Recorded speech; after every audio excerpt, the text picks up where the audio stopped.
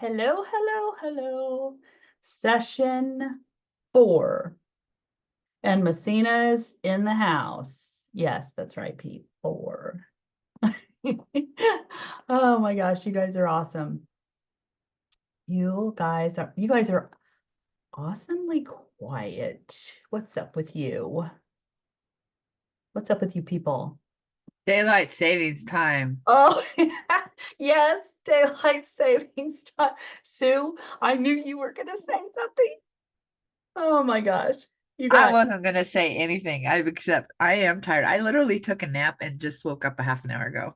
Oh, well, But okay. I'm still tired. I feel jet lagged. Well, I'm glad that you woke up. Me too. Ah, oh my goodness. Well, you guys, here we are, session 4.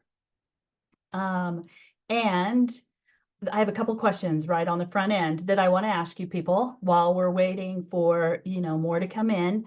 I want you to put it in the chat, type in the chat, a 1 if this is your, first wow anything, either this session or this Mysterion 5-week challenge. I want you to put just a number 1 in there, because we want to know how many of you people that are joining us wowers and, that you think we're fabulous. Or you're just like, I don't know. I'm still thinking about you guys. So yeah, I'm curious. Put a 1 in the chat. Now, here's the other thing that I want you to put in the chat is I want you to put a number 2 if this is the first time you've ever been, whether you're a wower or whether you're not a wower. I really want to hear from you guys if you're oh wow, okay. Now I feel like I'm on blast. Thanks, Zach.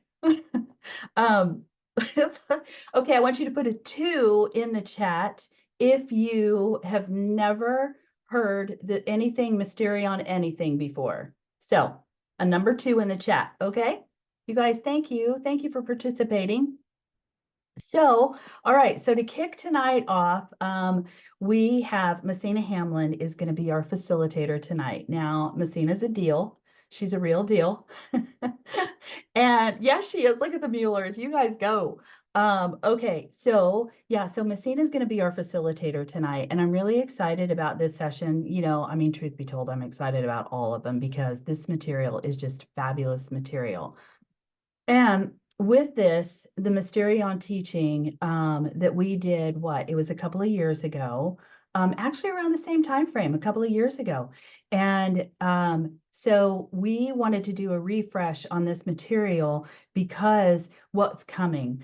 At the end of the month, March 28th through the 31st, we have Financial Flow in Dallas, Texas, right? Okay, so Kirby, Fiona, and everybody's well, not everybody, but a good portion of people are coming from Sri Lanka to do Financial Flow. So it'll be, Kirby speaking, Manju Hath, let me just say his last name short because his last name's like this long. And he's an amazing speaker on wealth and just your whole mindset around giving and financial stuff. And then there's also Philip, and his last name's this long. And so he is an amazing speaker as well. Both of them spoke at a conference that we did in San Diego a couple of years back called Wealth and Peace.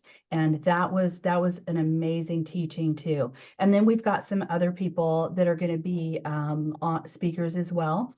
Now, in between Mark Wilburn, 360 Trader, Nicholas Acuna, and Haritha, they're going to be on a panel. And so we'll be excited to hear from them and learn from them what they're bringing to the table too. So that'll be really good. Now, in between the time though, we have Wow Move. So I want to hand that over to Pete and Ann Mueller, and I want them to talk about Wow Move. So, okay, Muellers, you're up. All right. Hello. Hello. So, first of all, to be clear, the Wow Move sessions are not in between any of the other sessions. They are in the morning. So they're outside of anything financial flow related. So what we've got. Did you want to talk about Selena? Sure. We have 4 different offerings. I've got 2 of them. One is going to be led by Messina, who is speaking tonight. She is going to offer. Her name is actually Messina the Great. Yes. Yes. Yes. That's awesome. Messina the Great. She's leading a group walk that'll start at 7:30 for Friday, Saturday, and Sunday. It'll go as long as the crew kind of decides, I guess, or if you wish to head back, you can. It's going to start at the Beeman and it's going to end at the Beeman. There's a walking trail very, very close. And there's no limit of how many people can do that. Then Selena is offering breathwork sessions out on the courtyard at the Beeman. Yeah, and weather permitting. Of course. And that's Friday, Saturday, and Sunday as well. That's going to start at 7, go till 7:30. It's about, you can find all this information in the financial flow thread once you've signed up for that, registered for that. But the breath work will be about 70% breath work, 25% movement, then some meditation. There's no limit to that, but she does ask that you sign up ahead of time just to give her an idea of how many people that she's dealing with. And then we have some other options. Yeah. So then I am going to be leading some strength and conditioning sessions in the Beeman Hotel gym. So those training sessions will be limited to the first 10 people that sign up for each day so that we can have more attention to detail and not too many people in the gym. So sign up for those sessions. It's going to be a program that I will build based on the equipment that we have available.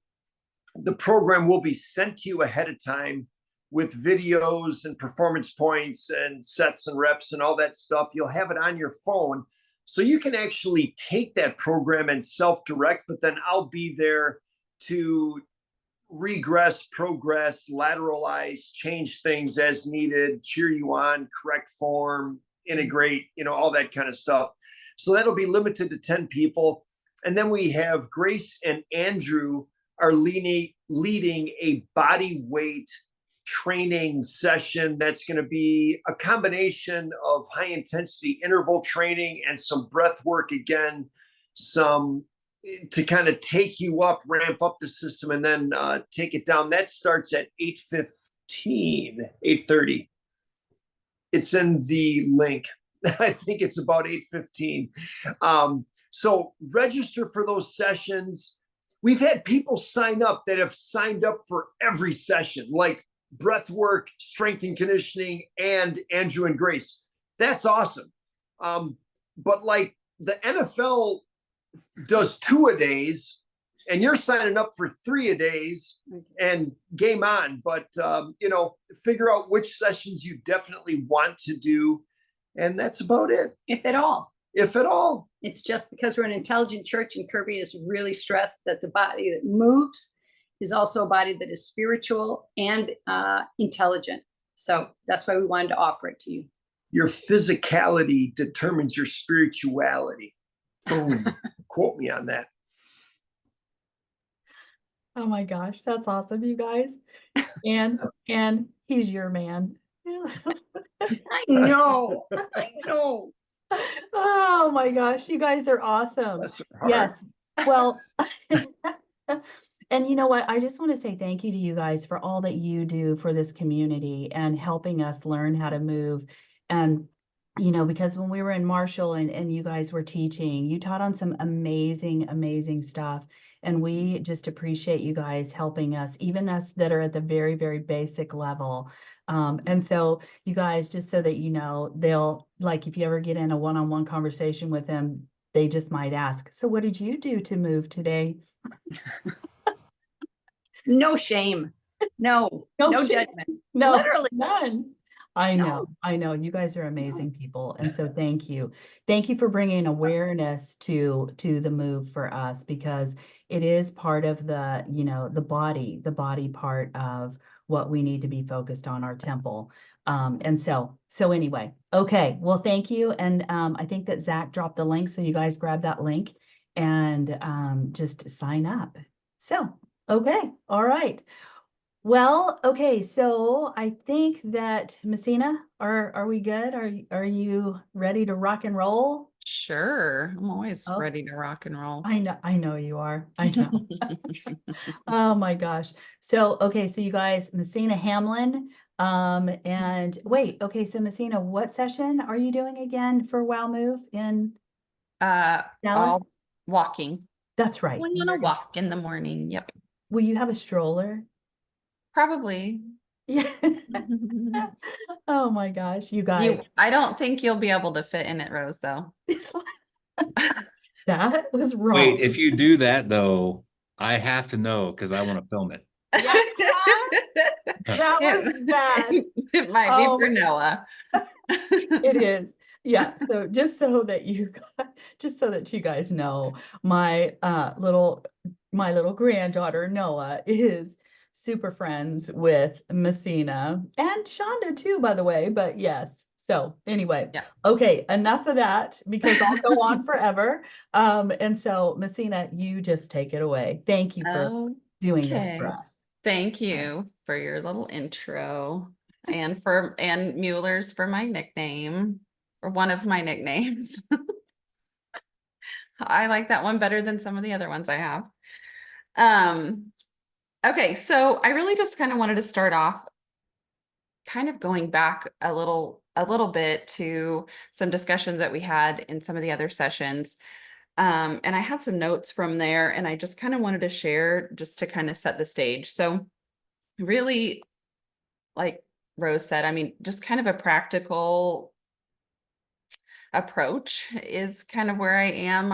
I'm not, I always joke that I'm not like a spiritual level 85. I'm just like kind of, yeah, I'm just down here on the ground trying to get things done, right? So I just wanted to kind of encourage everyone that you don't have to have a background in finances to get this stuff. You really don't even have to be, you know, good at managing your funds yet. I mean, these concepts, I think just can apply to anyone and everyone.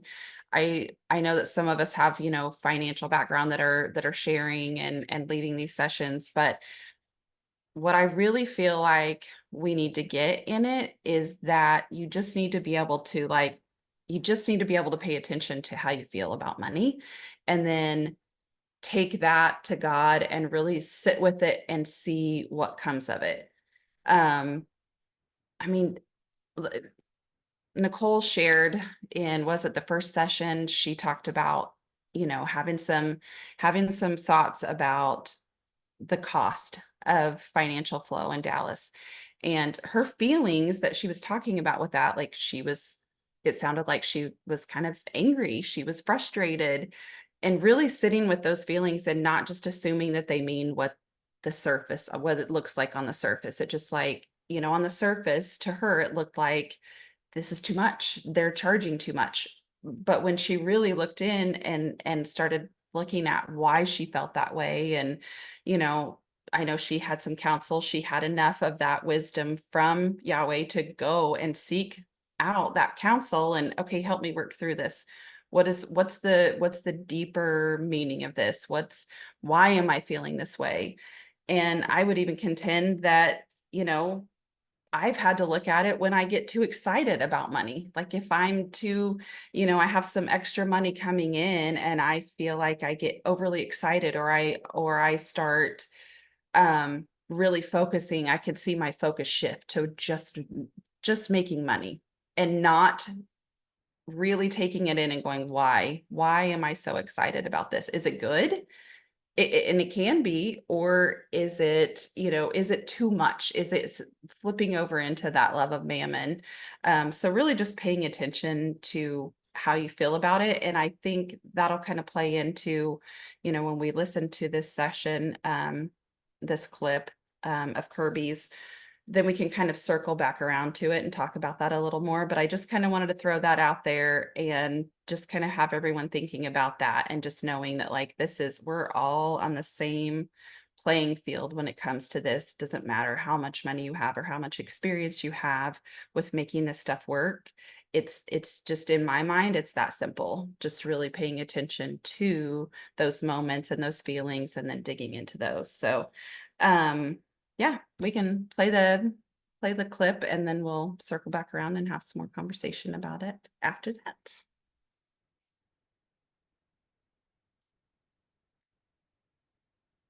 I brought heaven down to earth in that area in my life. Okay, and believe me, with my senator, many people didn't last. Many people didn't last with him. You know, he would have secretaries every 15 months. There is a new secretary, because he was a rough, tough, ruthless guy, but he loved me like a son, and I had tremendous favor with him.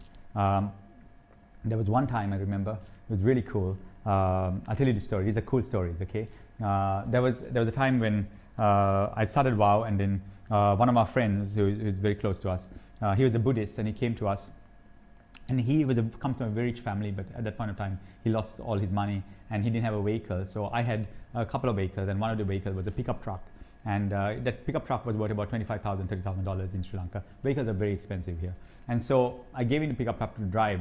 And at that point of time, we had started WOW, and we were not such a big meeting or anything like that. And after a little while, there was a Mercedes that I really liked that I wanted to buy. And I'm thinking, man, I want to buy the Mercedes, but I was short of $25,000 to $30,000.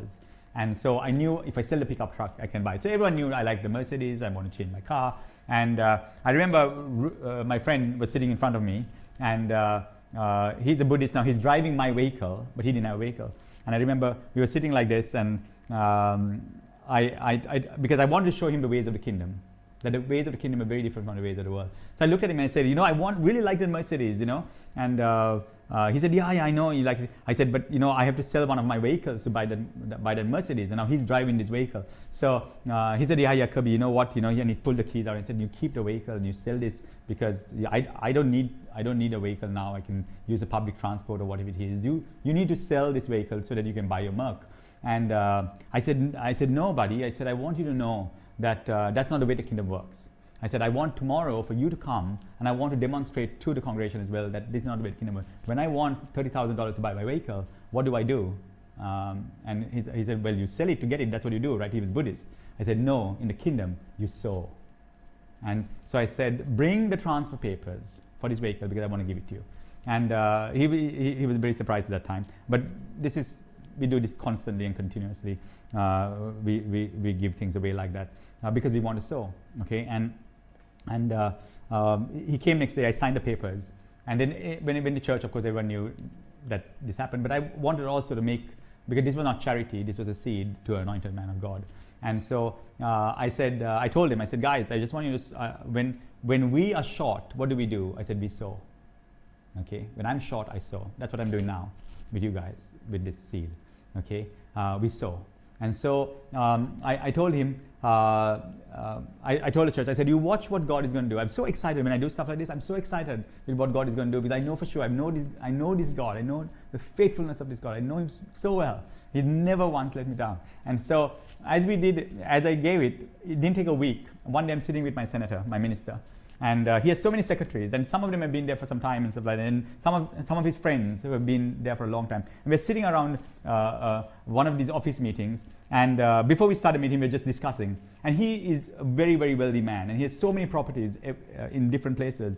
And he was saying, oh, he's talking about his properties. And said, look, my big property, the hotel that I have 70 acres here, and 100 acres here, 50 acres here, 5 acres here, 4 acres here. Like this, he was going on. And his secretaries were around, his friends were around, and they were talking about the properties that he has. And I was sitting there as well, and he forgot one of his properties. He forgot, okay? And so as his secretary, I reminded him. I said, sir, you forgot about the 6 acres by the beach in this place. And it was very close to Colombo. I said, you forgot about that one. And then he looked at me.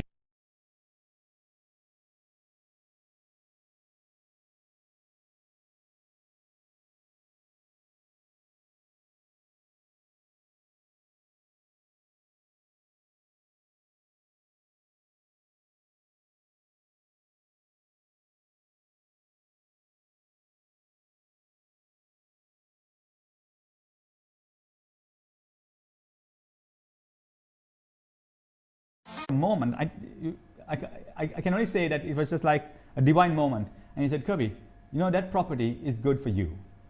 And people nearly fell off their chair, because this property at that time, 25 years ago, was maybe worth $350,000, $400,000. And he says, bring me the papers tomorrow. I want to sign it for you. And it was so amazing. I just came the next day and people brought the papers. No one could believe it in his office. He'd never done something like that in his life. I mean, this guy's a ruthless, tough nut. But it's only God who can change the heart. And suddenly, I gave $20,000, $30,000 away, and I was at least up $200,000 in a week. And then I told Ruchi, I said, my friend, I said, buddy, I told you, this thing works, because God is not a debtor to man. I can tell you that. Okay, he's not a debtor to man. And this is just one crazy story like this. There are so many, and some of these stories are crazy. Maybe I'll tell you some more crazy stories tomorrow. Okay, but why? Because I was able to bring, because $1 or a rupee or $30,000 is only $30,000 in this world. But if I can put a bit of spirit on it, it becomes something that is much bigger, because there's no time and no space in the glory. And so when I can put a bit of glory in it, okay, that's what happens. And so if you glorify your money, what would happen? And that's what Abraham did when he gave a tithe. And people misunderstand the tithe. The tithe is your opportunity to glorify your money. That's such a small amount to glorify your money for every month. It's nothing to do with God cursing you, but it's the way that you make your money spiritual. Okay, and you're allowing that earthen vessel. You're allowing. You have to give something for a spirit to come in. The spirit doesn't have a body, but if whatever body you give, whatever kind you give it, it will become. If you give it a hand, it becomes a hand. If you give it a company, it becomes a company. If you give it money, it becomes the money. The spirit is looking for expression. The spirit wants to appropriate and become something. Constantly is looking to become. The name of God, Fiona was doing here, she's doing a theological master's, and she was telling me the name of God is a verb. It's a becoming. Okay, it's constantly flowing for expression, but it cannot express itself if you don't have anything to give it. Okay, and so that's what happened. Okay, I laid up and honestly, after that, the favor I have with government, no matter what happens, I favor the government, because I converted my money into heaven. Okay, so, and then he goes on, such a wonderful verse here. You cannot serve God and mammon. Straight off he goes, right? No one can serve two masters. This is after he talks about laying it up, banking it in heaven. Okay, that's what he says, because once you pull it down from heaven, you can pull it down as anything. And he, in the same word, in chapter 7, he talks about people who give good gifts. And how much more when he says, if you've been wicked parents, know to give good gifts, he says, and then you think, oh, he's going to give me, and you give good gifts, so you give houses and cars to your children, and then you think, oh, God is going to give you a house or a car, and he says, no, I'm not. I'm going to give you the word. He says, how much more do I know to give you the spirit? Why? Because it's that thing to convert. It's the word that converts. Don't turn it into bread. It can convert into anything. It's new every day, fresh every day. Okay, and so it's straight from here that he talks about that. And so the whole thing needs to be read, but I won't read the whole thing to you. Okay, but then he says you cannot serve two masters, because either you'll hate the one or love the other. You will be loyal to one and despise the other. You cannot serve God and mammon. Okay, and that word mammon comes from that ever increasing desire to become. That's what it is. Okay, and the same with God, his ever increasing desire to become. Okay, and so we got these two things that are constantly increasing. Okay, and then he goes on to say, don't worry about what you eat, this and that, and seek ye first with your money, because he's talking about money, saving it up in heaven. Seek ye first the kingdom of God, and everything will become yours. It will add up what all the Gentiles seek after, the houses and the cars, and all this stuff will become yours. Why? Because you converted it. You're allowing heaven to come down onto the earth. Okay, and then he goes, judge and you shall be judged, and that's a whole different thing. Okay, now anyway, so why am I saying this? Because it's so important to understand these principles with money and allowing the spirit to quicken. You cannot say, oh, spirit come, I have no vessel for you to come into. How does that happen? That means people don't know about spirit. Spirit is nothing. You can't. It's like in this world it has no expression till you give it an earthen vessel, till you give it a pot. The Lamentation says it like this: is that the children of Zion are worth their weight in gold, but now they become like pots of clay. Why? Because now people can only see the pot, but they can't see the glory of the treasure inside of them. And now that's why we are earthen vessels, and that's a whole different teaching. But the fact of the matter is that we are called, ask for the nations, and God will give you the nations, the Gentiles for inheritance, so that they can be like a pot that you can dash. Because you find, when you break it, you find the gold. Okay? But anyway, that's a whole different story. But here it is, because this is so cool. And then he goes on to, when he goes on to 7, he says, ask and you will be given, seek and you shall find, knock and the door will open to you. Is it there? Yeah. And then he goes on to explain about, if you being good parents, you know how to give good gifts, how much more does God know to give you the spirit, the word, not the house, not the car, not the gifts that you're looking for, but that you can convert it into whatever you want for the sake of the world. Okay. And now,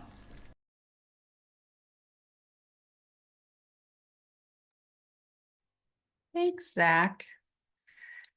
Okay, so I'm going to ask a couple of questions here. So be thinking about those, and then I'll kind of share a little bit of where I've been with some of these things. So when he talked about your tithe being a chance to glorify your money, and he was talking about when they have a need that they sow.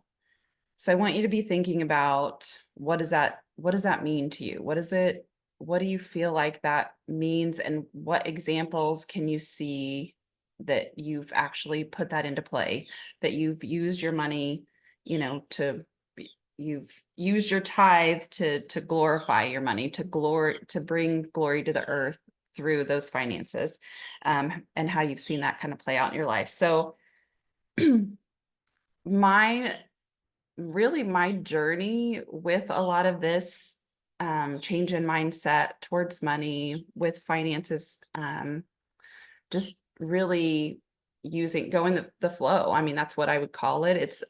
It felt like that. And then Kirby put words to it where I was like, yes, that's what it is. It's like things that don't seem like what you should be doing, and you do it anyway, because it's really that spirit in you putting the glory to it. Then it becomes something that you couldn't have even imagined, but it seems like against the grain, if you will. So it's my biggest example. And like I said, when this all kind of started for me, Rose and Shonda and a few other people were going to 100X conference in California. And that's a financial, business, entrepreneurial conference. And I was just sure that Sean and I were supposed to go to this. I've always been able to get off work when I needed, we had some money in savings that was just about what we needed for it. And it just all seemed to line up. Well, then some things happened with work. I wasn't going to be able to go, and I was mad. And I was like, how can this be? How is this possible? So I keep just trying to go over things in my mind. I'm going back and forth. And then finally it was like, no, we're not going to be able to go. But the thing that made me comforted me, and it was like, okay, well, at least now we'll use that money and we'll pay off a bill. We'll pay off some debt. And that's the right thing to do, right? He doesn't want us to be in debt. That, again, that's one of those things that you kind of have to reconcile, I feel like, because it's not always going to be that way. Anyway, so I had made peace with that in my mind, and it just didn't sit right. It wasn't feeling right. It was like, no, you've got to get something from this conference. I'm like, how am I going to get something from this conference when I'm not even going now? How can I do that? Everyone that was going already had their finances. They weren't asking for anything. They didn't want anything. They were ready to go. And it was like, we were supposed to sow into that. The money that we were going to be spending, that we had saved, we needed to sow into those that were going and help pay for their trip. Again, like, they weren't asking for it. They already had it all planned out, but we knew that we needed to sow into it. We were putting that now in these terms, like bringing the glory to it. We were giving it some intention. We were, we're going to get something out of this. And again, this is some of these concepts, it doesn't make sense. If we're not there, we're not hearing it. Okay, yeah, they can bring back some of the information, but it was like it didn't happen that way. It was like supernatural. Like soon after that, we just started flowing differently. And this was, that money that we gave was really all we had in our savings account at that time. We still had loans on our cars. We still had, you know, I mean, there were things that since then have just become like, I look back at that time and that amount of money seemed like such a big deal to us at the time. And today that amount is just not nearly as impactful if we needed to do something like that again. So that was, to me, that was the start of it. It changed. It wasn't just a financial increase after that. It was the mindset. It was like we supernaturally received those downloads and that mindset just from obeying and paying attention to the feelings that came when we had these discussions, when we're going through that.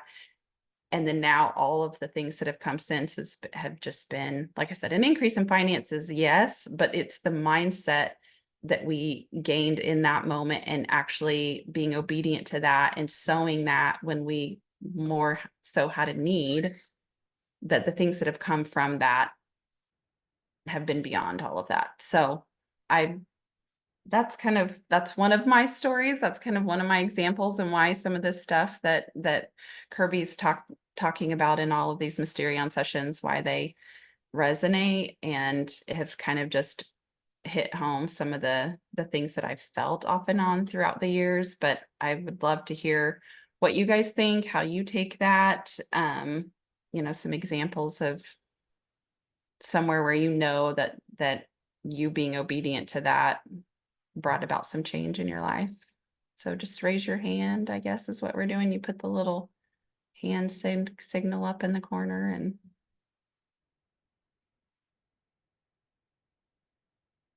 I'm not going to talk this whole time, so I'll sit here and wait until somebody raises their hand.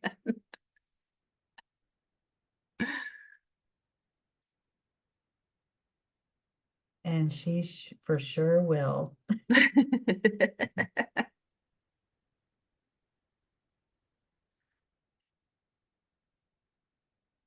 Well, okay, so while we're waiting for somebody to step in, yeah, going back to that time, Messina, that was an amazing, and we saw so much energy on that and how things, the outworking of that particular act that you did, was absolutely amazing. And you can see how it connects, how it's been connected to the dots over the, you know, last couple of years or even longer. And, you know, and I would say that, you know, we need to think about a growth mindset. You know, we are, where is our mindset? Do we have a growth mindset? Are we, you know, are we leaning into risk? You know, there was a situation that happened not too long ago to where there was a conversation about risk and what is your level of risk tolerance. And it seems sometimes things can seem really risky, but yet on the other side of it, when you decide, yep, I'm going to do it, and then, you know, you get on the other side of it and you see all that came out from that, and you look back and you're like, what was I so afraid of? And Right. I'm so glad I took that risk. I mean, it's amazing. And I'm sure that others have testimonies or comments as well. So yeah, so it looks like Dr. Carol has her hand up. So Yeah. Yeah, I just wanted to say that, Messina, you really touched on something that I think is extremely important for your teaching, and that's the intentionality of what you did. Because you and Sean didn't just say, oh, well, you know, that's the way it is. And you purposed in your heart, you prayed about it, you sought the face of the Father about it, and then you went forward with the intention of sowing and reaping. You didn't just sow and say, oh, hey, I hope something happens. No, you expected it. You had, that was your intention. And that's what flowed back to you. And I think that when it comes to our finances, that's one of the single most important things that we have to do, is we have to have that intention. Too many people these days, just because I think we're a credit card society, we just kind of hope this happens or hope that happens, and let me just put it on a credit card and we'll do this or that. But it's when you really evaluate from a spiritual perspective, and you have the intention to receive from God, I think that's just awesome. I'm so glad you shared that. Thank you. Well, and I will add to that too, as you were talking, it kind of came to me also. I don't think it was in the part that we played of this session, but Kirby was talking about the favor that he had with the senator because of how much he honored and how much he sewed into that, and that he still continued to receive that favor even with people down the line. And that was one of the things that I ended up receiving also, going ahead and not taking the time off work. I honored my employer because we were in the middle of a transition and in one of our systems, and I was to help train and do all of that. So it would have really put them in a bind if I would have taken off work. So honoring them in staying and going through all of that training, again, the way things increased with my job after that was like, I mean, in the few years following that, my business doubled and my income doubled. And I mean, you know, my relationships grew with my employer and all of that. So yeah, that's another part of it too, is honoring that. So sorry, Barb. Hi. Hi. Yeah, so a lot of this is new for me as far as the financial stuff. I've been working on just everything is perspective. And so my journey with Kirby has been incremental steps of different things. And when he says, you know, for such a time as this, I've given myself grace to not get to go to things because I didn't have the money, and yet trying not to be angry and saying, okay, God, do you want me to learn this or not? Kind of a confrontational thing with God. But I've learned a lot of just, we're going with the flow. And if I need to be there, if I'm ready for that, it's going to happen. And so I was walking out in faith thinking, okay, I've got a business. I've got some ideas. I've done like the VIA, you know, passion recipes and stuff like that. And so if this is the time, then I'm going to feel led to go ahead and register. And so I did. I registered, paid for that. I haven't gotten the money for the hotel yet, but I booked the hotel knowing that I'm catching the wave right now. I'm ready. I feel like I'm ready. I wasn't before. I'm not always ready for everything that Kirby says. I described it as a one-room schoolhouse. Sometimes I'm in first grade and I'm hearing the 8th grade math, and I kind of want to hear it, but I don't understand it yet.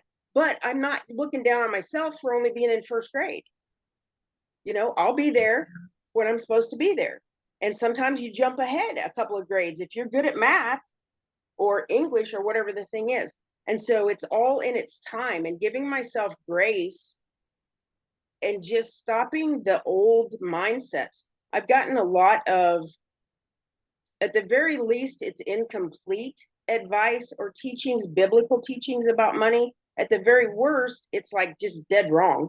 And coming out of mindsets of that I grew up with and things like that about money, I used to be anxious every month, paying bills, lots of anxiety. And so what I was told was, the Bible says don't be anxious about anything. And so they were guilting me about feeling anxious. And it's like, well, how do I not feel anxious? They weren't helping me at all not feel anxious. But these teachings, by just being able to relax and take in and know God is Holy Spirit and Father, and that they're not like my earthly parents, angry and anxious all the time. They can teach me how to be calm. They can guide me in wisdom and things like that. And it's not very often that you jump from poverty to millionaire overnight. And if you do, like if you win the lottery, how many sob stories are there about the people they've been ripped off and they're worse off than they were before? And so when I registered and I got the email to send in my prayer request, the biggest thing I asked for was wisdom. I know what I want my business to do, but I don't want to go into it not understanding what I'm going to have and how I can use that for kingdom purposes, not just because I want a new $100 pair of shoes and I've never had those before, and so I want them. That, you know, just my perspective. And so the financial part is going with everything else I'm learning. It's just changing my perspective. And for me to stop being anxious and saying, if there's not a test, you guys aren't, I'm not taking notes like I used to do feverishly. It's not like, what do I think is going to happen at the end? It's not college. It's not, you know, the bell curve or whatever. So anyway, it's just, it's been, I'm going to ride the flow, and what I need to know, I'm going to know, and what I don't, I'm not. And I'm going to stop being anxious about what if I played the what if game for decades, and it's anxiety ridden. Yeah. And I'm going to go down there. I'm going to have a good time. And the things that you guys are explaining, Kirby, I have never heard fasting explained the way Kirby explained it. I've never wanted to fast in my life because I heard it from an incorrect or different perspective about deprive yourself, do this. It's always about guilt, shame, suffering. And I never heard anybody describe it like Kirby. And so I fasted for the first time and I loved it, and I'm energized by it. And so that's the way I'm going into all of this. I'm a babe in the woods, but you guys are great. And I'm just going to follow and see what happens. And you guys can smile at me and say, oh, isn't that cute? She thinks she knows stuff. But That's how it goes. That's how we get most of this stuff. And to your point about, you know, winning the lottery, I just heard recently someone say, strive to become a millionaire, not for the money, but for the person that you have to become in order to be a millionaire. So that's what we're doing. Thank you guys so much. Yeah, thank you for sharing. Carrie Grace, did you have something? Sure. I don't have a specific money story, but what I have been doing is prepping my seeds to plant. And when you look at all the things that you can do with seeds, but whenever I run down to like, I just have a few seeds left, I'll go plant them. Because if you plant like if you plant a kernel of corn, one stalk can produce 1 to 2, cobs, and then each cob has 800 seeds. So you can, from one seed, you can get up to 1,600 more. So I don't know, just looking at nature, this principle played. So yeah, that's good. Yeah, one seed. Anyone else? Okay. One of the other things I wanted to touch on, when he was on at Matthew 6:33, seek ye first the kingdom of God. And in one version, I don't know if he had said this, but in one version that I looked up, it said, and his justice, and all these things will be added unto you. I know there's different versions of that, but that's one of the things. If you listen to more of this session and other sessions, he's talking a lot about justice and evening things out. And I think that can be a little bit of a challenging concept to get, because we want to have a certain righteous judgment. We want things to be fair. God wants things to be fair, but we don't necessarily want to go into it like, you've wronged me, I deserve this, and not looking at both sides of it. We have to look at both sides, right? But in looking at seek ye first the kingdom, again, I'll throw this question out there. What does that mean to you, to seek ye first the kingdom? Because I know for me, sometimes that sounds a little grandiose. That sounds a little bit like I need to have some big plans for this money. I need to, like he even said at some point in this session, you're not going to feed the poor. Someone else is feeding the poor.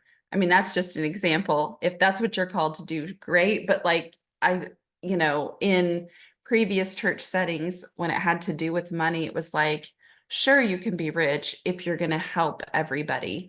And while I think there's a part of that in there, if you can't even figure out how to balance your own account, that shouldn't necessarily be where you're going, you know, where your first thoughts are of just like, oh yeah, I need to find, you know, I've got an extra, you know, $500 this month. What kingdom, what big grand kingdom thing do I need to be doing with it? When maybe when you're seeking, again, I would go back to that like those gut feelings that you get about your funds at that time, and really sit with it. And maybe that is treating yourself to something that you wouldn't normally treat yourself to, because, you know, you don't, again, what's the flow? What is that going to create? What kind of energy is that going to create? And maybe that is kingdom, because if it's increasing your confidence to go into a meeting, and that meeting is going to produce something, to Carrie Grace's point, it's going to turn into like this, you know, seed now has turned into this stalk, and now there's going to be all of this other fruit because you gained confidence by doing this thing for yourself with that extra money, because you were seeking first the kingdom. Again, it doesn't, to me, sometimes that can just sound way far out there, but we all have kingdom in us and around us, and it can be in the little things. So how can that spread from that one little place, and really paying attention to what that looks like for you in your world and in your situations. I don't, if you guys have anything to add on that, I would love to hear it, what it sounds like to you, you know, what it feels like to you when you're seeking first the kingdom. And again, I'm not your super scripture girl here, so you can tell me I'm wrong too. Carrie Grace, go ahead. So there's a couple of go-to scriptures that I love that talk about the kingdom. And one is that, you know, the kingdom of heaven is not eating and drinking, but it's peace, joy, and righteousness. And then the other scripture is that the kingdom of heaven is right here, right now, at hand. So repent or change the way you think. And so for me, when I look for the kingdom of heaven, just kind of like what you said, how do you feel? Look at your feelings. And if for me, if it's not peace and joy, then I look at what am I thinking about? And so then I change the way I'm thinking to where the thoughts that I have now produce peace and joy. And so for me, that's how I get into that kingdom realm, is by changing the way I think. And then ultimately what follows is how I feel. So if I'm not feeling good about money, then I'm not thinking, I don't have heaven's perspective. I don't have the mind of Christ about it, unless I have peace and joy about money or any topic. Right. Yeah, that's good. Sonia, is that right?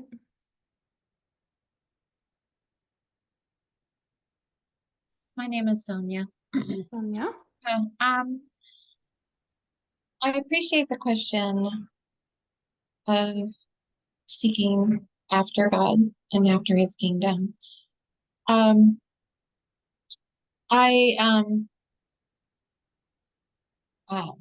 kind of grew up in a legalistic kind of environment. And so tithing or that kind of principles was all around this heavy-handed. So I've struggled with that. But I appreciated your question about what are we seeking after, because God put me in a situation for a number of years where I did a job, wasn't really treated very well. There was a lot of bullying that was taking place within this agency, and it was hard. It was painful. Well, and I would try to get other jobs. I mean, it was obvious, even though I was very qualified, that those things were just not happening. They weren't happening. And finally, a job came up. I did it for a short period of time, but the job led to that I had to, if my boss told me to do this other job, I had to do it. which would have been the supervisor of the job that I did before. And so I get, he lets me know that you're filling in, Sonia.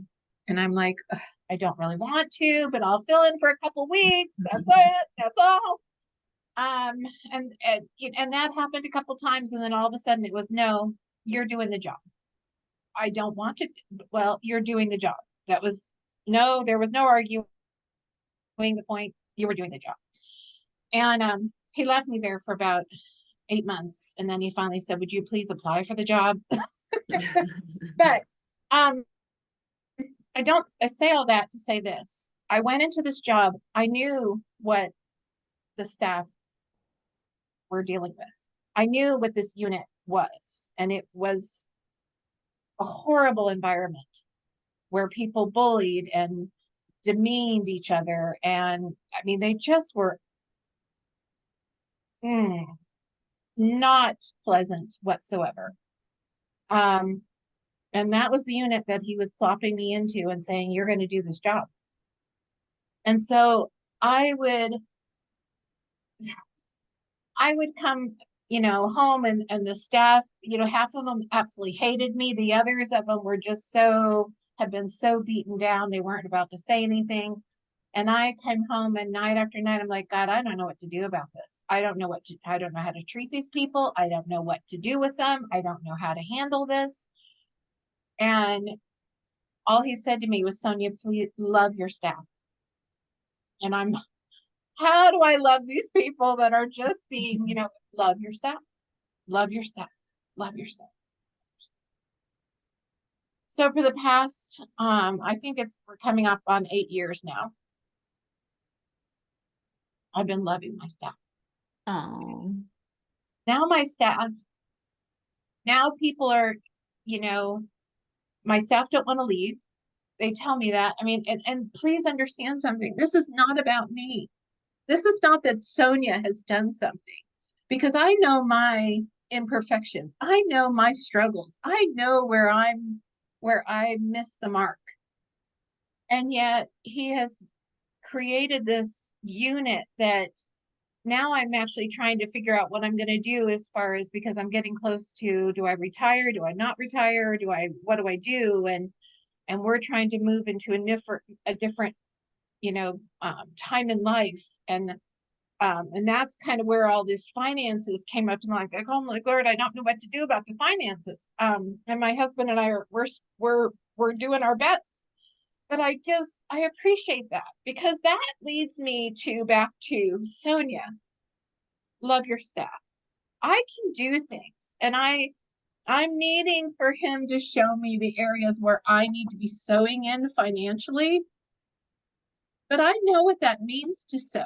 I'm not sure how to do it financially, right? I mean, I know what to do. Don't get me wrong, but I mean, where,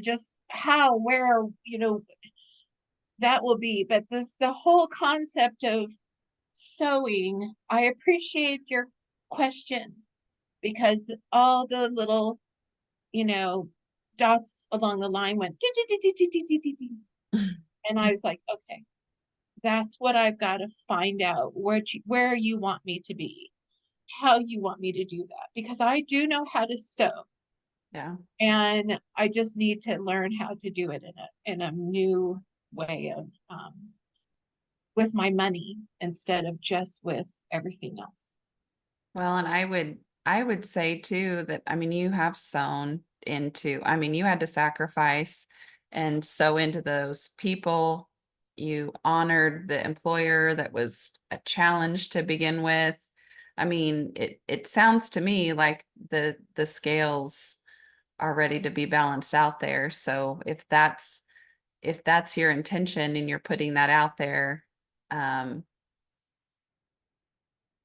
think you'll reap financially from it. But yeah, paying attention to see if there is something else to be added in there, obviously. But I would say you've done some sewing, so you'll be reaping, I'm sure. Who else had their? Liz's hand is up. There were a couple others that were, but I don't see them now.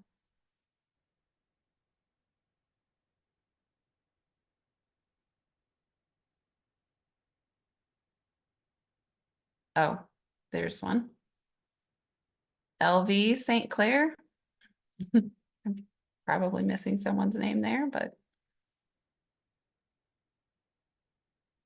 It's Lori St. Clair. Lori. Did you have something to share? Yeah, I guess it would help to unmute myself. Eh?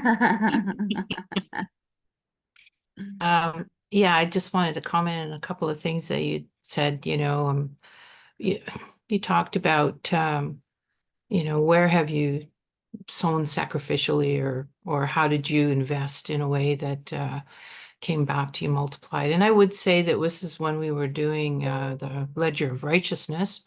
And so it's hard to know exactly what, multiplied, what effort that you'd put into it multiplied. Was it doing the ledger of righteousness and working with the protocols, or was it the fact that I decided that month that I was going to not take $500 that I was going to put on a credit card, because I see credit cards as kind of like graves. You just throw the money in and boom, it's gone, it's dead, it doesn't do anything for you.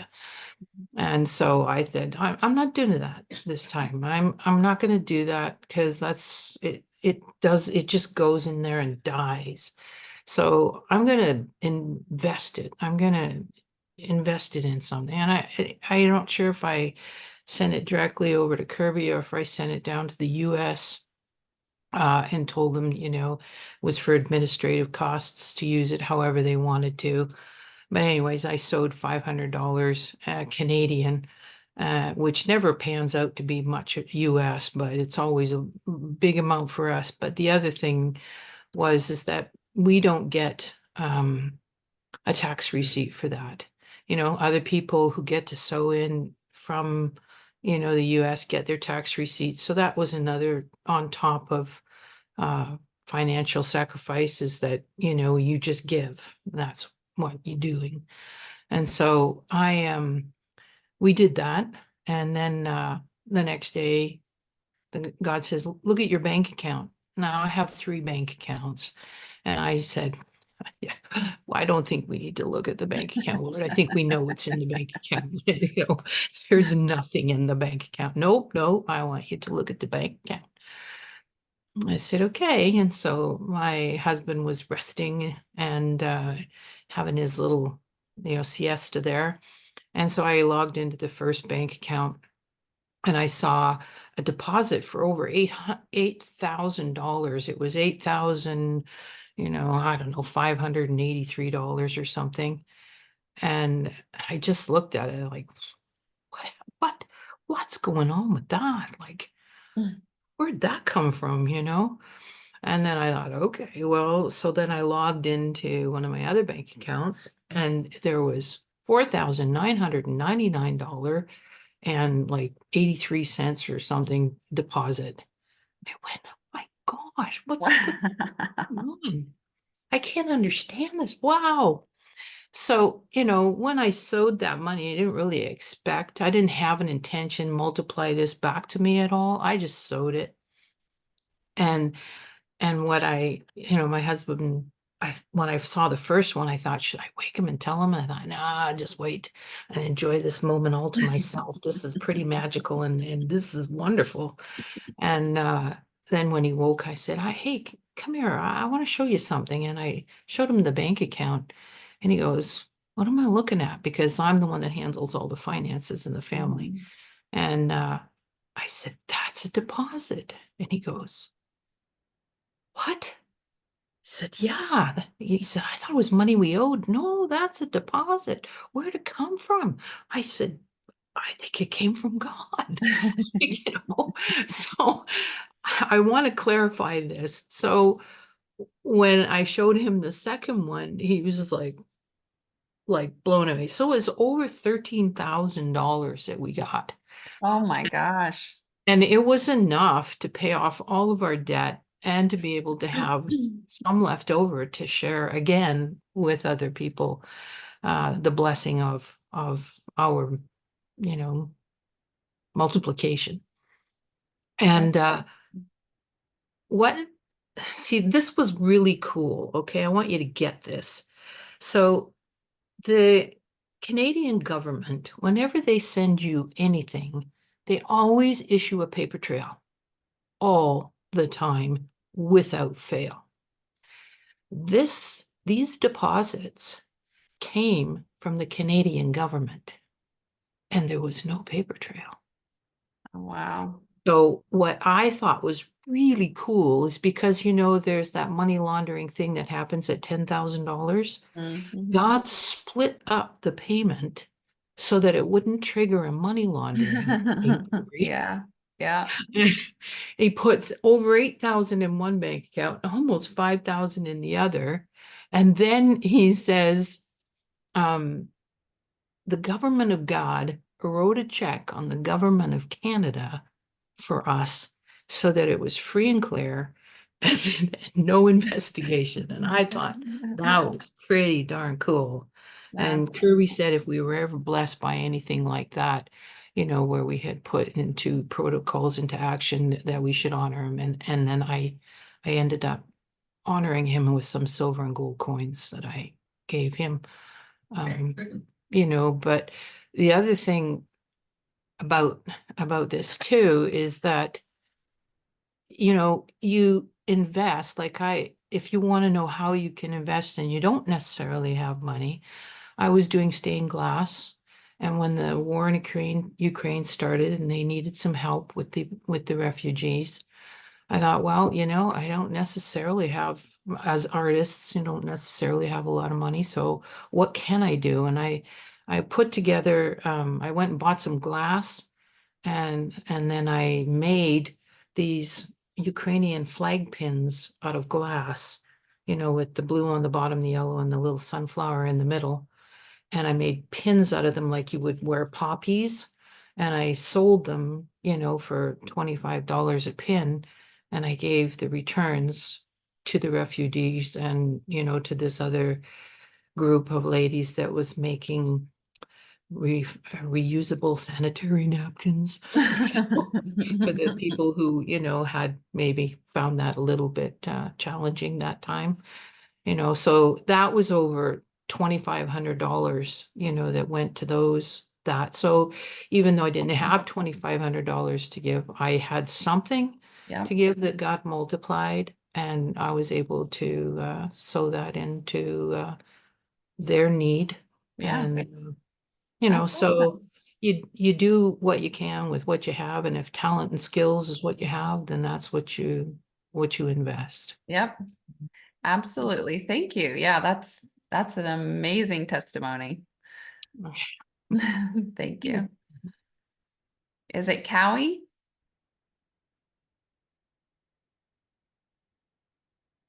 Sorry, I had to unmute myself. Yeah. Yes, Howie. Is it okay if I share like what happens in the reverse when you stop giving? Sure. Okay. So we actually started tithing years ago. 15, I want to say 15 years ago, maybe. No, it was about 15 years ago, I think. And the Lord really blessed us.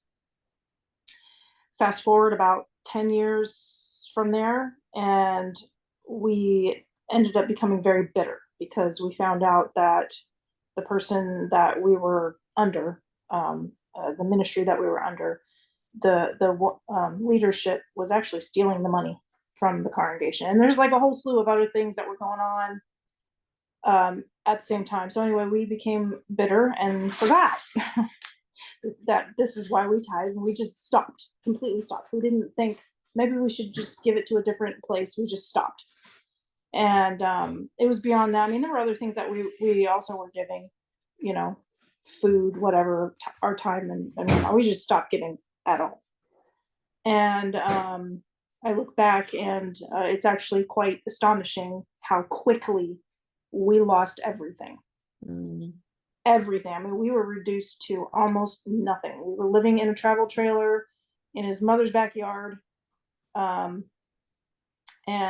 I could go on forever. Like, the list is really long. We were not making ends meet, even though it was cheap to live that way. And it was finally around that time we came to our senses and we're like, oh, maybe we should tithe again. And while we were in that process, we actually felt convicted. Well, I'm not saying that everybody should do this, but we felt convicted that we should pay all that money back that we stopped tithing on in that short period of time. And so we did. We drained our accounts. Mhm. And I was like, we're not going to make it. We're not going to make it. We're not going to be able to eat. Like, I was really freaking out. Like, but I was like, okay, I know that the Lord wants me to do this, so I'm going to trust him. And I don't know how, but not only did we make it through, obviously, well, and not obviously, I don't know if you can't see everything here, but we are in a much better place now than we were before. Way, way better. We don't own a house anymore like we did before, but we are headed in that direction very quickly. And we are in a house versus a travel trailer. And we have so many beautiful pieces of furniture that just showed up at our door. Like, people were just like, here, you want this? Like, take it, please. So anyway, I could go on forever on all that, but that was just one of the things that I wanted to share. When you don't give versus when you do, it's totally worth it. Well, and sometimes I think you could be led to stop giving to something in particular if there's something else, or if your heart's not in it, there could be times where that's okay if that's where you're led, but obviously you were led to go back around and give back at that point because apparently that was maybe not what you were supposed to do at that time. Well, the biggest thing you said was the heart rate. Mm-hmm. We were bitter because of where we were at and how many people were using and abusing God's people and milking them for everything they can so they could have. Yeah. That we were disillusioned, almost walked away from the faith. Mm-hmm. Wow. It was bad. Yeah. But we stopped giving all the wrong reasons. Yeah. That's the issue. So now we don't have any one place that we give to. We give as we're led. Yeah. But we make sure we give. Yeah. Yeah. That's the biggest thing. Yeah. Good. Thank you for sharing that.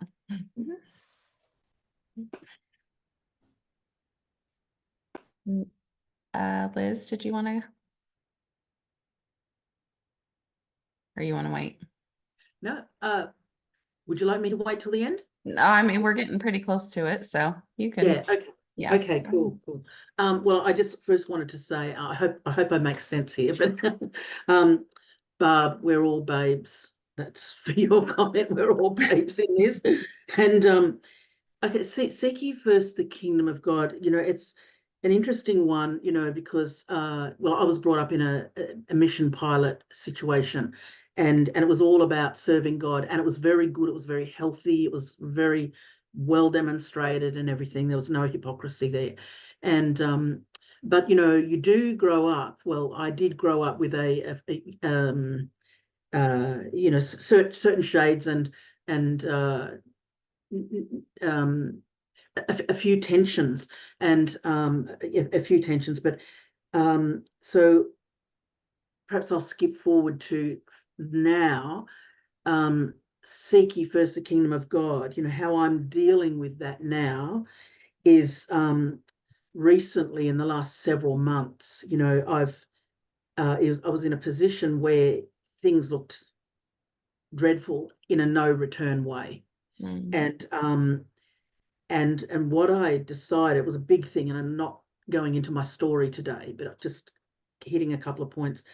What I did at that time was, for the first ever, I thought, I can't keep going around this cycle, because you damage yourself more and more and more. You get damaged more and more. It's harder to come back up, and motivation, all that sort of thing. And it doesn't matter what face you put on. But I thought, someone said something, in amongst our WOW CC group, and it wasn't anything pointed, but I just thought, and I felt like I was naked. It was so embarrassed to myself, not to anyone else. No one knew anything that was going on in me, really. But I I decided I needed to let go of, give over where I should be at this stage of life. I'm nearly 64. I'm single. I have to support myself, everything. I've got so many skills. It's not funny. Because I have really, really worked hard at everything. And but this where I should be. It's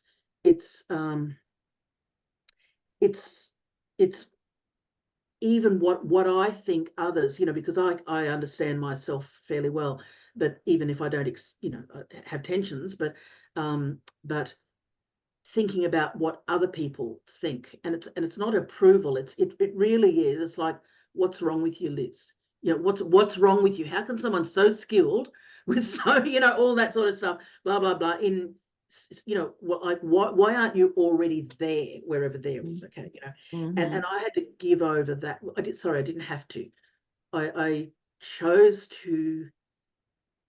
I think the closest word is to go to gratitude. I'm used to being grateful, and God is my provider, and in very practical ways, and just all that sort of thing. But to go through with joy, and to give up the finality of if this happens, then I'm in the SHIT, then.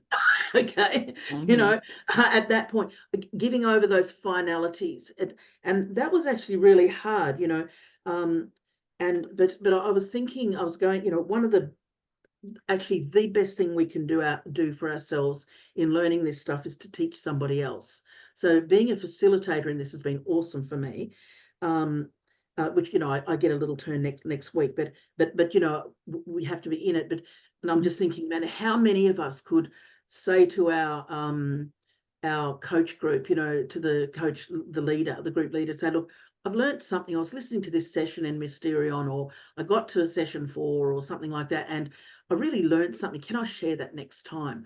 Because when you you get something from this and you think, actually, I'd really like to listen to the full Mysterion again, or the full session 4 again, like the whole thing, because it's so rich, builds up.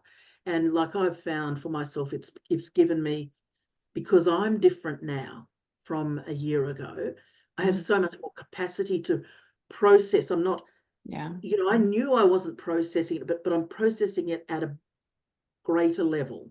And I'm sure next time it'll be a greater level after that too. So yeah, I just say, look, the best thing is to listen again and reteach it to somebody with a view to teaching it to somebody, or teaching something to someone, because you really will learn, because that's what happened to me. So, and I was listening to session 4, and this, what Messina was saying today, I just loved what you said. And I was thinking about that manna today, and the Israelites, they wanted manna for today. And I was thinking this stark contrast between, the kingdom of God and the spirit of mammon. Kirby put it so well in this session. And I thought, manna for today, they chose, and I'm thinking about myself, it's manna. I want provision for today, to cover my bills, etc., but to go ahead, not just cover my bills, to go ahead, because you can minimize your bill. You can live very simply and minimize your bills to an extent, but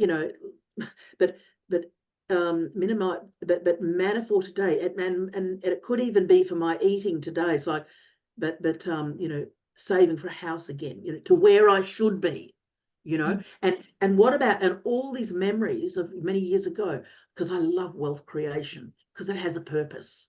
And I was on the track, and those memories of being on track. I've had my own house before, paid it off through my own efforts, and being the key earning person, and had rental properties and that sort of thing, and then made some decisions, and I just remember what Cowie said at first, lost everything gradually, and that really, really hurts, and that, but so that eat it now, seeking first the kingdom of God, is that, yes, provision, but do I want it to eat for now? And that doesn't mean depriving myself if I choose the opposite, but it's beginning to see, what is that word, that manna, that word, that kingdom, that spirit that brings that little piece of manna to life and makes it something else. And I think I loved Messina's, the way you told that story, and, and to feed more and the purpose and all that. So, I'm very purpose driven. So, and I'm just so pleased to meet Kirby, who is more complex than me. I'm just thinking, every time I find he's more complicated, I think, oh my God, thank goodness. But they've actually broken through all the stuff I haven't. So that's very cool. But that millionaire, and I'll finish very soon, but the thought of, and this is actually, can I just say something about the ledger for next week now, Messina? Sure, yeah. Yeah, thanks. So we'll touch on this ledger. Some of you know what I'm talking about, and I'd love us all to go to it fresh again, as if we've never heard it before, because I will be. But the ledger of righteousness is just a little bit of all this teaching, but it gives us a starting point, because if I think, oh, God, give me $1 million straight away, or look, I can process that and blah blah blah, because I've been there before. Well, not exactly at $1 million, but I was on track, very well on track, and I knew how to manage stuff and all that. But hang on, who am I today, after all the baggage, after all the other stuff and all that, and the lead, and so if I, if God, if I got what I wanted, which is, a wonderful dump of whatever to, like this fast increase, which maybe I can handle. But if I did, would I treat it like a magic wand? Do I have the millionaire mindset just yet? And how do I know, or do I don't? Like Messina said, do I get too excited when the money comes in? Because the money does come in. Do I get too excited? It's like, ooh, that's as often as being worried about it not coming in. And it's like, oh my God, it's like, and I really mean, oh my God. And that's not an expletive. That's a cry for help. But so the ledger gives us a starting point to start with myself and the process, and to start again.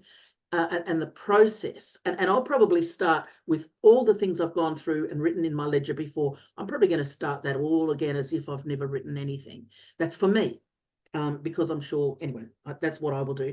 But it gives us a starting point, because, and the process, doing that, a lot of the questions we've got right now about what do I do with this? How do I do that? Should I give away? Should I keep? All that sort of stuff. I think it gets sorted out in the process of doing our ledger, because God actually speaks to us. The Spirit is looking for an earthen vessel to inhabit and do his stuff from, do his thing from. So I guess where I'm at the moment is a more open place of, I guess you'd call it, I don't want to make any wild claims, but it's closer to unconditional. And that's very hard, because it's kind of like, you should make God look good. And that's actually up to him. And I need to do all that. I need to do all that myself. So I'm kind of at a little slightly more abandoned than I used to be. And it's very interesting. So we've got a lot to look forward to for next week. We've got a lot to build on from this last 4 weeks. And it'll be a full week next week. I think you're going to have a high excitement level. Yeah, I think we're going to actually say any more than that. Oh yeah. I think we're going to play a deep dive video that was at the end of the session. So that'll kind of give us a little bit more about the ledger. If you haven't done the ledger of righteousness yet or heard about it, this will give a little bit of that information, and then we'll assign the homework. So we might go a few minutes over, but I think it'll be well worth it if you stay on and listen to this video. And then Rose is also going to, I think, draw this week's prize after that too. So, right? Okay, Zachy, roll the video.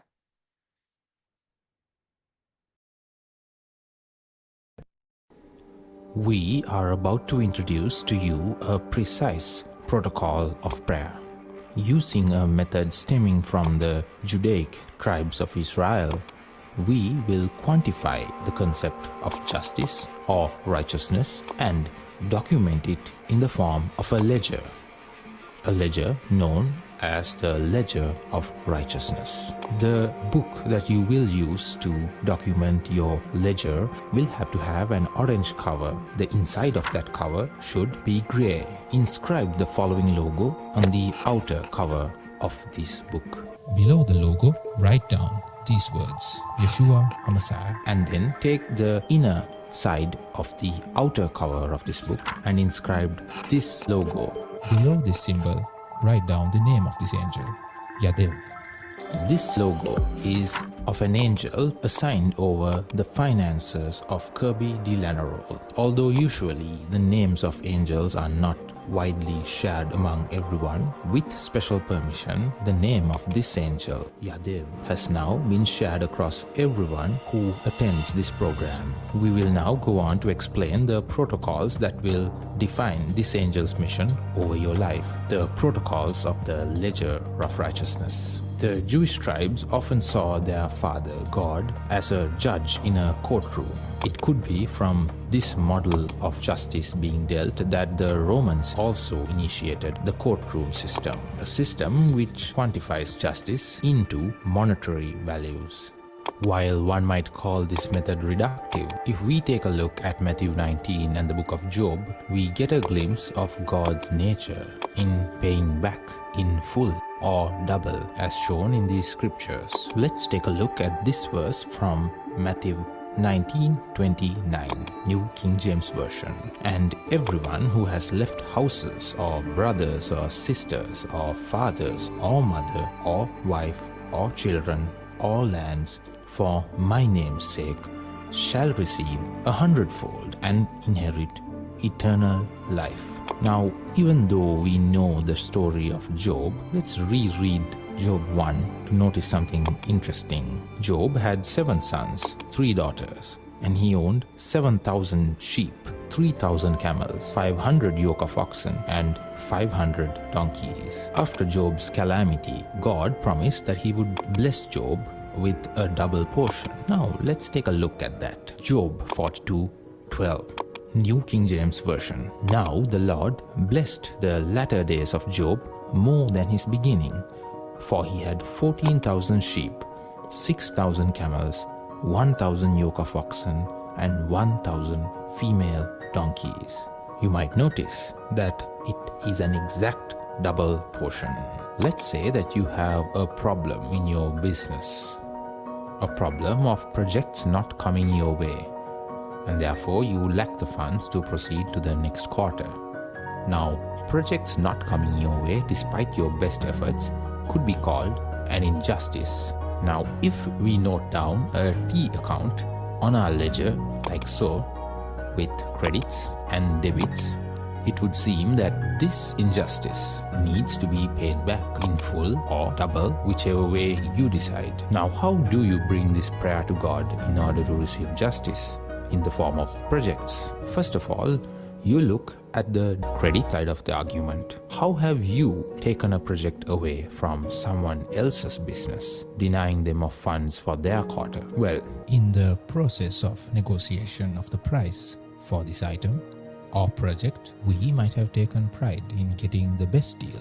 We might have capitalized on the weaknesses of the other party to get a better price. We could have been governed by the spirit of poverty when we squeezed the hand of that supplier, or chose to select a competitor's product instead of his and settled for a different quality, even though in our conscience we knew that this lower priced item didn't fully meet all the previously set quality standards we were expecting. But we would justify that purchase by the small amount of money that it saved, despite that amount being so small that it didn't even appear in the profit or loss statements. In bargaining for this lower price, we could have also diminished the profit margin earned by the supplier. We could have forced him to a desperate place to break even, to cut his losses, or in deciding to go with the competition, we could have set off a chain reaction in the life of the other vendor, a set of events that caused his company to go bankrupt. Now, what do we do when we hear about that news? Well, here is what we do. the injustices you caused towards someone else go into the credit section. Now, how exactly do you record this? Well, attempt to quantify the injustice caused to the other business into a monetary value. Write down that value in the credit section. You now know how much a project not coming your way costs, and you get a glimpse of how much justice you deserve when projects don't come your way. Write down the monetary value of that justice, quantified, inside the symbol of the earth element, the upside down pyramid. List down every single desire for justice you have, and conversely, on the opposite side, in the credit section, the injustices that are its polar opposite. After listing them down, write down this prayer by hand. El Shaddai, Jehovah Jireh, Elohim Haaretz, I thank you in your Son, Yeshua HaMashiach, for sending your holy angel Jadev to compensate me and others in all the above matters. Repeat this process for 7 days, listing down the injustices and the justice that you deserve, and this sentence. During the 7 days, you might notice some of these justices that you require and some of the injustices required to be paid to them being answered. Once these events occur, you could cross that journal entry out of the T account. At the end, take a 7-day break. And once this is complete, you are ready to proceed to the second part of this protocol, the details, which will be explained by Kirby de Lanerolle. Please note that the example we used in this explanation could be in the financial sector, but the ledger of righteousness and its utility spans across every single dimension of human trauma and injustice: emotional, physical, psychological. Every single trauma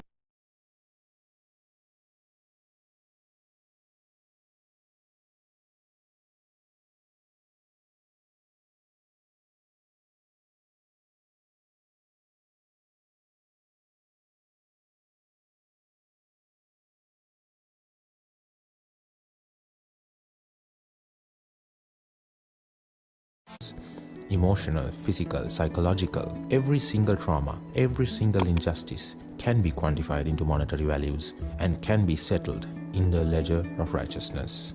Take the ledger of righteousness and present it before God in prayer. Because of the value you placed on the injustice you caused, you now know the value of the justice you deserve. You must note that the monetary value that you place on the injustices you have committed will determine the monetary value that you will receive for the injustices committed against you.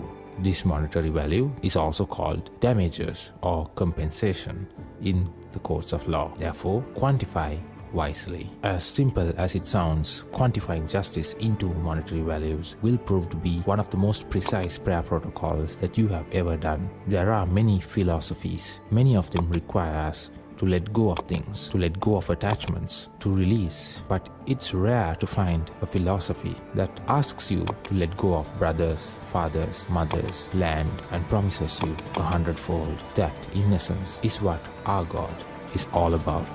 He never leaves a debt unpaid.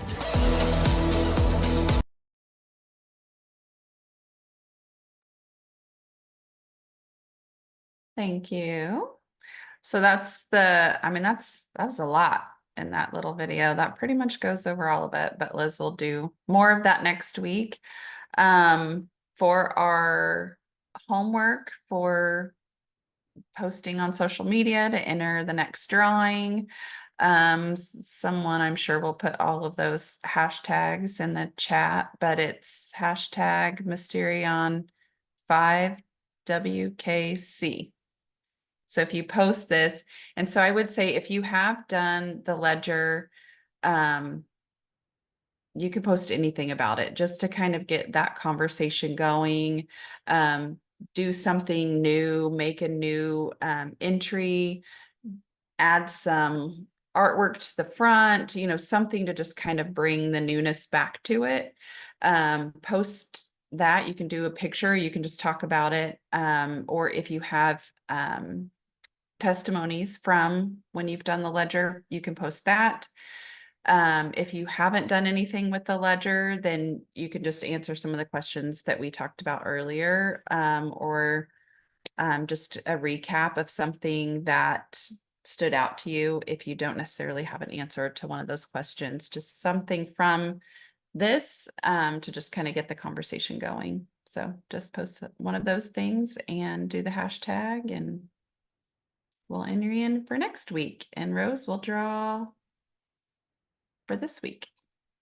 Oh my gosh, Messina, that was awesome. Thank you. Thank you for sharing all of that, because you know what, that's a really good point.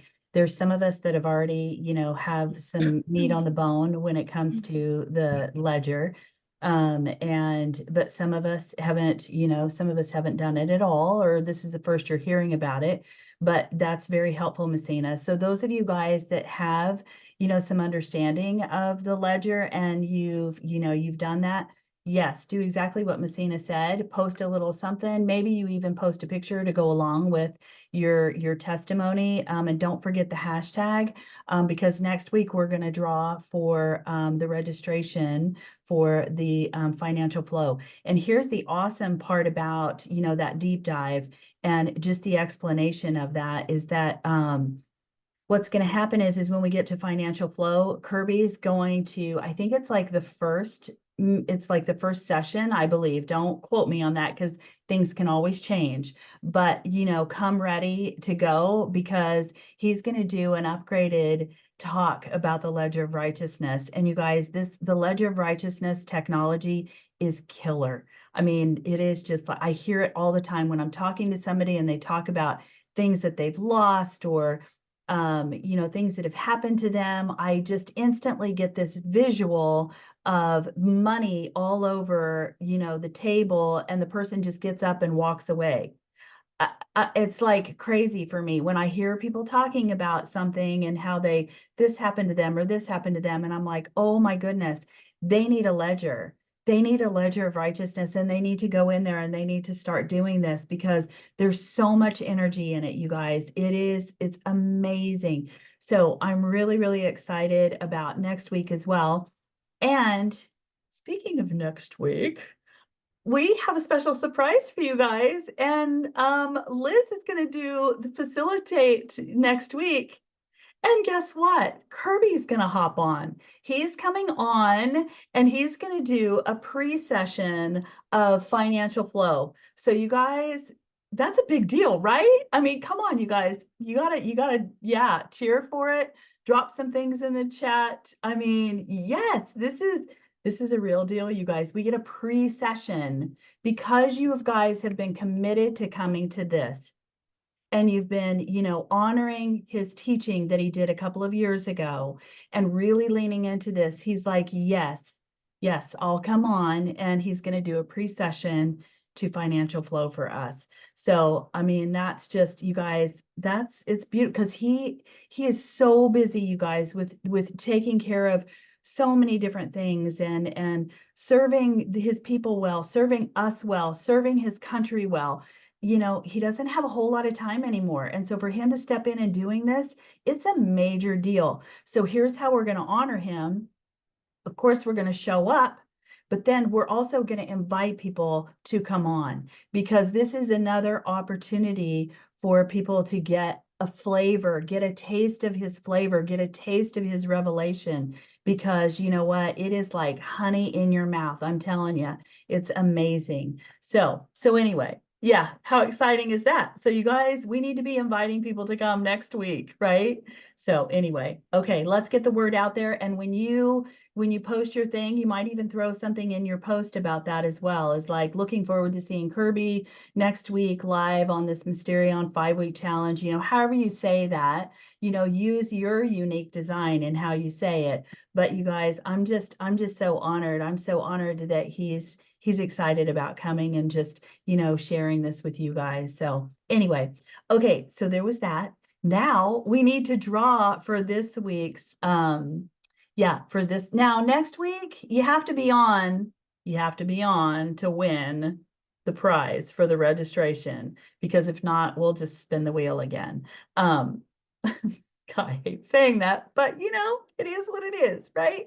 So anyway, okay, well, I'm going to spin the wheel for this week's prize, and this week's prize is the full teaching of Mysterion. So anyway, okay, so here we go. Let's see here. Okay.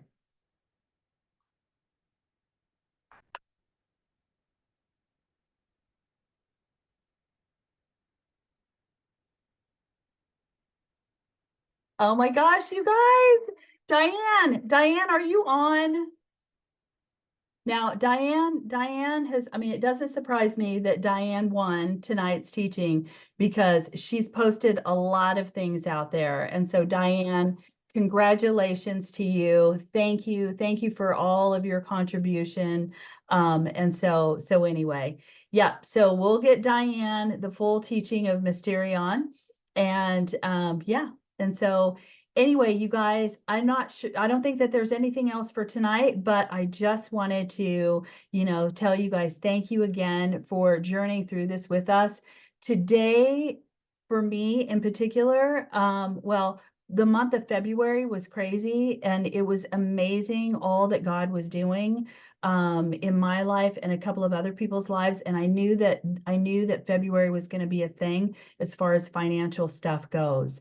And so leaning into this whole Mysterion 5-week challenge was a really big deal. It was a really big deal, and you know, to add to the plate, but I just knew that, you know, we needed to do this. And so you guys, I honor you for stepping into this and leaning into this with all of us and just stirring up the energy for, you know, pre-financial flow. And, you know, we stirred up the energy enough to pull, you know, Kirby into it. And so next week, you guys, yeah, so be ready to go. But we'll see you next week and we'll do the very last drawing and we'll go from there. You guys have a great rest of your evening and thank you again. All right, bye. Thanks a bunch. Yes, thank you for tonight, Messina. You did a fabulous job. Okay,